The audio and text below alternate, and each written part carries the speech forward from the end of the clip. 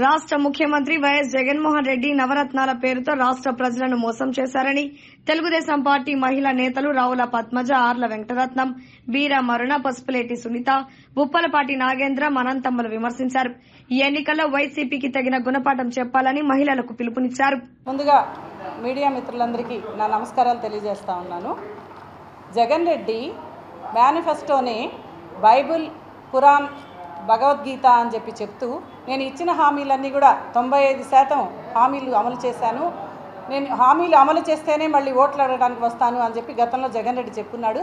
అదేవిధంగా విడుదల రజని, రోజా కూడా మేము మద్యపాన నిషేధం చేస్తేనే మళ్ళీ వచ్చి ఓట్లు అడుగుతాము అని చెప్పారు. కాబట్టి ముఖ్యంగా మళ్ళీ ఓటు అడిగే అర్హత జగన్మోహన్ రెడ్డికి లేదు అని చెప్పి ఈ సందర్భంగా తెలియజేస్తా ఉన్నాం. అదేవిధంగా మాట తప్పను మడెం తిప్పను అని చెప్పే జగన్మోహన్ రెడ్డి మద్యపాన నిషేధం చేస్తానని చెప్పాడు, కానీ మద్యపాన నిషేధం చేయలేదు. అదేవిధంగా కరెంటు ఛార్జీలు పూర్తిగా తగ్గిస్తానని చెప్పి హామీ ఇచ్చాడు, కానీ 9 సార్లు ఈ 5 సంవత్సరాల్లో 9 సార్లు కరెంటు ఛార్జీలు పెంచి పేదలపై భారం మోపటమే కాకుండా స్మార్ట్ మీటర్లు, మోటార్లకు మీటర్లు కొనుగోలులో 15,000 కోట్లు దోచేశాడని చెప్పి ఈ సందర్భంగా తెలియజేసుకుంటా ఉన్నాం. అదేవిధంగా 2,30,000 మందికి ఉద్యోగాలు కల్పిస్తానని చెప్పి ప్రతి సంవత్సరం జనవరిలో జాబ్ క్యాలెండర్ రిలీజ్ చేస్తానని చెప్పి జాబ్లెస్ క్యాలెండర్ రిలీజ్ చేస్తూ ఒక్క ఉద్యోగం కూడా ఇవ్వకుండా మాట తప్పి మడం తిప్పినటువంటి ఘనత జగన్మోహన్ రెడ్డిదే అని ఈ సందర్భంగా తెలియజేస్తా ఉన్నాం. అదేవిధంగా పెట్రోల్, డీజిల్ రేట్లు తగ్గిస్తానని చెప్పారు. గతంలో చంద్రబాబు నాయుడు గారి పరిపాలనలో 76 రూపాయలు ఉన్నటువంటి పెట్రోల్, డీజిల్ ఈరోజు 110 రూపాయలకు ఎగబాకి దేశంలోనే మొదటి స్థానంలో దూసుకుపోతా ఉంది పెట్రోల్, డీజిల్ రేట్లలో ఆంధ్రప్రదేశ్ అని చెప్పి ఈ సందర్భంగా తెలియజేస్తా ఉన్నాం. పండుగలప్పుడు ఆర్టీసీ ఛార్జీలు తగ్గిస్తానని చెప్పి ఆర్టీసీ రేట్లు పెంచినటువంటి ఘనత కూడా జగన్మోహన్ రెడ్డిదే. అదేవిధంగా గతంలో పండుగలకి క్రిస్మస్ కానుక, రంజాన్ తోఫా, సంక్రాంతి కానుక అని చెప్పి పేదవాళ్ళు కూడా పండగ చేసుకునే అవకాశాన్ని చంద్రన్న కల్పించాడు, కానీ ఈయన పేదలకి పండగ చేసుకునే అవకాశాన్ని కూడా కల్పించడం లేదని చెప్పి ఈ సందర్భంగా తెలియజేస్తూ ఇటువంటి జగన్మోహన్ రెడ్డి పరిపాలనకి చరమగీతం పాడాలని చెప్పి విఘ్నులైనటువంటి ఒంగోలు నియోజకవర్గ ప్రజలు మీ ఓటుని సైకిల్ గుర్తుపై వేసి చంద్రబాబు నాయుడు గారి చల్లని పరిపాలన తీసుకురావాలని చెప్పి విజ్ఞప్తి చేస్తూ, ఒక 1000 రూపాయలు తీసుకొని పోతే నిత్యావసర వస్తువులు సంచిలోకి పోతే అడుక్కు రావట్లేదు, నిత్యావసర వస్తువుల ధరలను నియంత్రణ చేయలేనటువంటి ముఖ్యమంత్రి నువ్వు. ఇంకొకటి మద్యం మీద కూడా 50,000 కోట్లు అప్పు తెచ్చుకొని ఈరోజు మద్యం మీద కూడా బతుకుతున్నావు. లక్షల కోట్లు సంపాదించుకొని ఇంట్లో దాచిపెట్టుకున్న ఘనత నీది. రైతుల్ని మోసం చేసావు, ఇసుక లేకుండా అన్నారు. నిన్న ఒక ఆయన చెప్తా ఉన్నాడు, నీకు 18,000 తీసేస్తున్నామ్మా అని డాక్రా వాళ్ళకి చెప్పినప్పుడు ఆయన ఒకటే చెప్పాడు, నువ్వు మా భార్యలకు 18,000 తీసేదేంద్ర గాడిదా, ఇసుకుండి నాకు ఉపాధి కల్పించినట్టయితే నేను సంవత్సరానికి 2-3 లక్షలు సంపాదించి నా బిడ్డలు నేను బతికించుకుంటాను, నువ్వు అమ్మ వాడిచ్చేదని చెప్పేసి అడగడం జరిగింది. ఈ విధంగా అందరినీ మభ్యపెడుతూ వాళ్ళ ఆక్రోశానికి వాళ్ళ కడపు కోతి కారణం అవుతా ఉన్నాం. ఈరోజు చూసినట్టయితే ఆయన అమ్మేటువంటి జే బ్రాండ్స్లో చెప్పకూడదు, కానీ పెళ్లి కాని పిల్లలకైతే కూడా పిల్లలు పుట్టే పరిస్థితి లేదు, పెద్దోళ్ళకైతే మతిస్థిమితం పోతూ ఉంది. ఈ విధంగా ప్రజల మాన ప్రాణాలతో ఆడుకునే చరిత్ర, రక్త చరిత్ర కలిగినటువంటి నువ్వు జగన్ చరిత్ర కలిగినటువంటి వాడివి. ఆంధ్రప్రదేశ్ ఒకప్పుడు అన్నపూర్ణలాగా విలిసిల్ల ఆంధ్రప్రదేశ్ని ఏదోని అంధకారంలో నెట్టిన గంత కూడా జగన్మోహన్ రెడ్డిదే. నేను సిద్ధం సిద్ధం సిద్ధం అని వస్తూ ఉన్నాడు, అన్నీ సిద్ధం అంట, బాబాయిని చెప్పడానికి సిద్ధం. విఘ్నులైన ఓటర్లకి మేము ఒకటే విజ్ఞప్తి చేస్తున్నాం, దయచేసి మీ అందరికీ నమస్కారం, ఒకసారి అవకాశం ఏంటి అని తల వంచి నువ్వు అడిగి నవరత్నాల పేరుతో ప్రజల నవనాలుల్ని కుంగదీసినటువంటి చరిత్ర జగన్మోహన్ రెడ్డిది.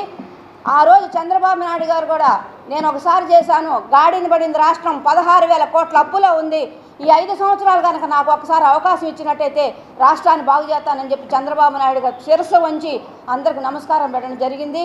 అయితే ప్రజలేమనుకున్నారంటే యువకుడు కాబట్టి అతనికి ఇంకా బాగా చేస్తారనుకున్నారు, ప్రజలు మోసపోయారు, జనం నష్టపోయింది జనమే. మేము ఒకటే చెప్తా ఉన్నాం, ఈసారైనా విఘ్నులు కన్నా ఓటర్లకి మీ అందరికీ చేతులకి నమస్కరిస్తూ ఉన్నాం.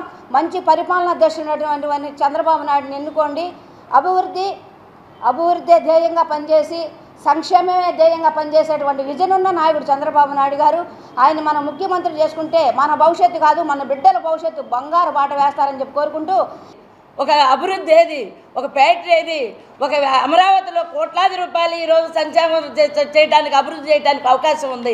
ఏ అభివృద్ధి నువ్వు చేసావని ఇవాళ ప్రజల దగ్గర కోర్టుకు అడగడానికి వస్తున్నావు అనేది ఒక్కసారి నువ్వు ఆలోచించుకొని, ముఖ్యమంత్రిగా పరిపాలనలో ఫెయిల్ అయిపోయావని చెప్పి ఇవాళ ప్రజలందరూ కూడా తెలుగుదేశానికి ఓటేయడానికి సిద్ధంగా ఉన్నారు.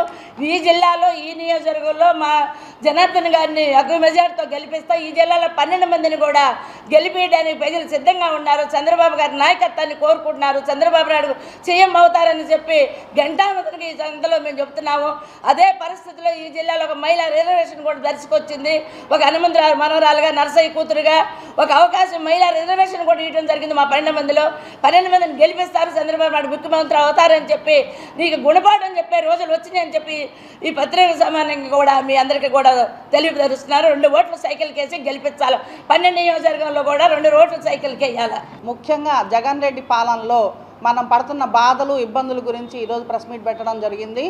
జగన్ రెడ్డి ఒక్క అవకాశం ఇవ్వండి, అమ్మల్లారా, తల్లుల్లారా, అక్క చెల్లెళ్ళారా, నన్ను ఒక్కసారి దీవించండి, మీ రూపురేఖల్ని మార్చిపడేస్తానన్నాడు. ఆంధ్ర రూపురేఖల్ని మార్చిపడేశాడు, అప్పుల పాలు చేశాడు. ముఖ్యంగా అమ్మ మీకు 4,000 రూపాయలు పెంచుతారు, అది 3,000 ఇస్తాను, సంవత్సరానికి 250 రూపాయలు పెంచేసి అని చెప్పి 4 సంవత్సరాలు 250 ఇచ్చాడు. ఒకేసారి పెంచకుండా చేశాడు. తర్వాత అమ్మ ఒడి అని బిడ్డలకి ఇస్తాను అని చెప్పి ఒక బిడ్డకే ఇవ్వటం జరిగింది. ఇప్పుడు 2, 3 ఉంటే కూడా వాళ్ళ అవస్థలు పడతా ఒక బిడ్డకే ఇవ్వటం జరిగింది. ఆ ఒక బిడ్డ నాన్న బుడ్డికే సరిపోతుంది. మామూలుగా మద్యపాన నిషేధం చేస్తామని వచ్చాడు. మద్యపాన నిషేధం చేయకుండా వాళ్ళని చీప్ లిక్కర్ను తయారు చేసి వాళ్ళు మొత్తం వాళ్ళ ఒడిలోనే డబ్బులన్నీ వేసుకునేటట్టు చేసుకున్నారు. కిలో కందిపప్పు వచ్చి 200 రూపాయలైంది. Gas cylinder 1000. 7 సార్లు కరెంటు బిల్లులు పెంచిన ఘనత మాత్రం జగన్ రెడ్డికే వస్తుంది. జగన్ ప్రభుత్వంలోనే ఇవన్నీ జరిగినాయి. కాబట్టి అందరూ ఆంధ్రప్రదేశ్ ప్రజలందరూ కూడా ఒక్కసారి అవకాశం అనేది 5 సంవత్సరాలు మనం క్షోభ అనుభవించాము. అదందరూ గమనించుకొని బాబు గారు వస్తేనే భవిష్యత్తు గ్యారంటీగా ఉంటుంది. మన భవిష్యత్తులో కూడా మనం అభివృద్ధి చెందగలము, మన భావితరాల పిల్లలకు కూడా మంచి భవిష్యత్తు ఉంటుంది అనే ఉద్దేశంతో మన బాబు గారు 6 పథకాలను ఏర్పాటు చేశారు. మహిళలకు ఉచితంగా బస్సు ప్రయాణం ఇస్తున్నారు. మళ్ళానేమో ప్రతి మహిళకి 1,500 రూపాయలు ఇస్తున్నారు. 3 గ్యాస్ సిలిండర్లు ఫ్రీగా ఇస్తున్నారు. ఇంట్లో ఎంతమంది పిల్లలు ఉంటే అంతమందికి 15,000 రూపాయలు వేస్తామన్నారు. మళ్ళా రైతుకు 20,000 రూపాయలు సంవత్సరానికి, 20 లక్షల మంది ఉద్యోగాలు ఇచ్చి ప్రతి ఒక్కళ్ళకి 3,000 రూపాయలు నిరుద్యోగ భృతి ఇస్తున్నారు. ఎందుకంటే ఈ నిరుద్యోగ భృతి లేకపోవటం మూలంగా ఈ మగపిల్లలు తల్లిదండ్రుల దగ్గర పీడించుకొని వాళ్ళని ఇబ్బంది పెట్టి తల్లిదండ్రులు చంపిన వాళ్ళు కూడా ఉన్నారు వీటికి బానిసలయ్యి.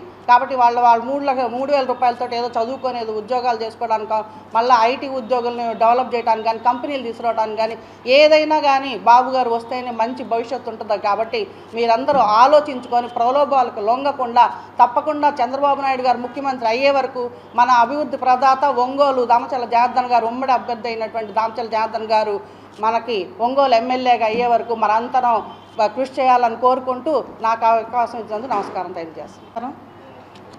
జగన్ రెడ్డి అధికారంలోకి రాబోయే ముందు, పాదయాత్ర చేసే ముందు అంగన్వాడీ వాళ్లకు నేను అధికారంలోకి వస్తే తెలంగాణ కంటే 1000 రూపాయలు అదనం జీతం పెంచుతాను, మీకందరికీ కూడా మంచి శాలరీ ఇస్తానని చెప్పినటువంటి జగన్ రెడ్డి అధికారంలోకి రాగానే మాట తప్పడం, మడమ తిప్పడం జరిగింది.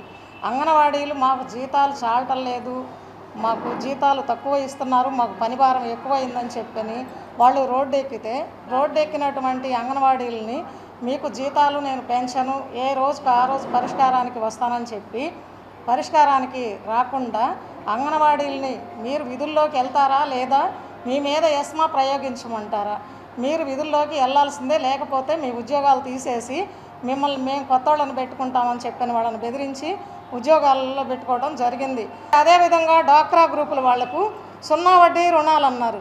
0 వడ్డీ రుణాలకి చంద్రబాబు నాయుడు గారు 5 లక్షల రూపాయలు 0 వడ్డీ ఇస్తే నువ్వు 3 లక్షలకు కుదించి వాళ్ళకి ఆసరా అని చెప్పని డ్వాక్రా పెట్టేసావు.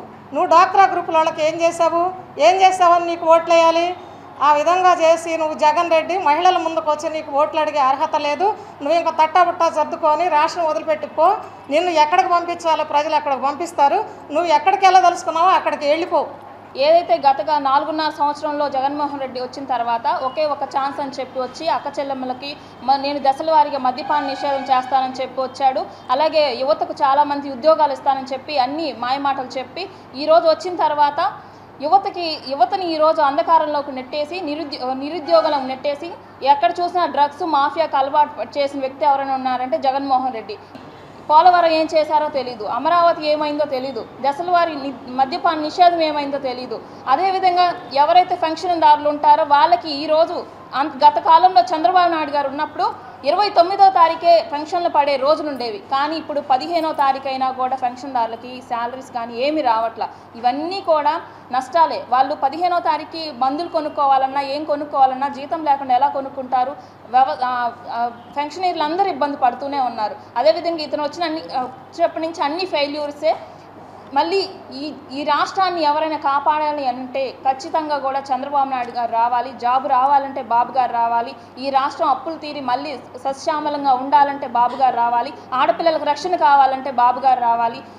ఈ రాష్ట్రాన్ని కాపాడాలన్నా మళ్ళీ పునర్నిర్మాణం కావాలంటే బాబు గారు రావాలి. ఖచ్చితంగా బాబు గారిని తీసుకొచ్చుకుంటేనే అందరికీ కూడా మంచిదని తెలియజేసుకుంటూ ఈ రాష్ట్రాన్ని కాపాడాలంటే బాబు గారు ఖచ్చితంగా రావాలని ఈ సైకో జగన్మోహన్ రెడ్డిని వెళ్ళగొట్టాలని తెలియజేసుకుంటూ ధన్యవాదాలు.